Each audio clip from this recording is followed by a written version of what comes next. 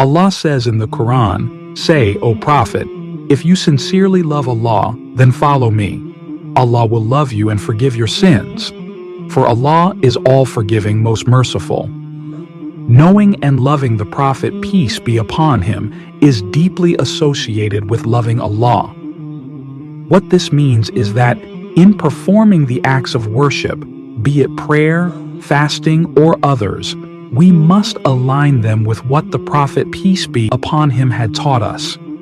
It is the basis upon which our deeds are accepted and a condition in acquiring the mercy of Allah in this world and the next.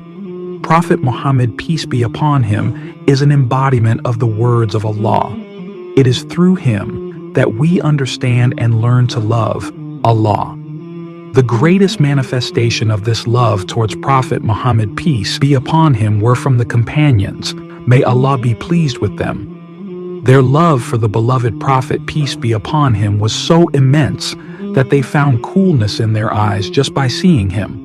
One such example of this love was expressed by Anas ibn Malik.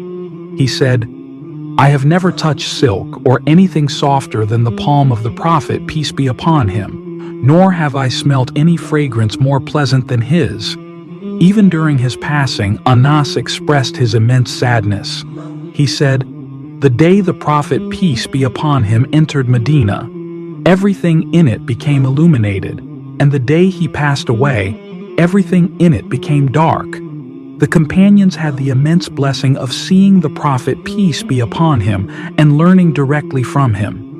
Though we don't share that privilege, our love for him should inspire us to faithfully follow his teachings. Emulating his character and actions is the closest we can come to being with him in this life. By sincerely striving to live according to his example,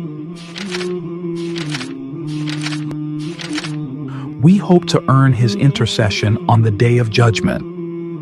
Allahumma salli ala Muhammad wa ala ali Muhammad. May Allah grant us the sweetness of having our hearts and souls reunited with the beloved Prophet, peace be upon him, both physically and spiritually. Ameen.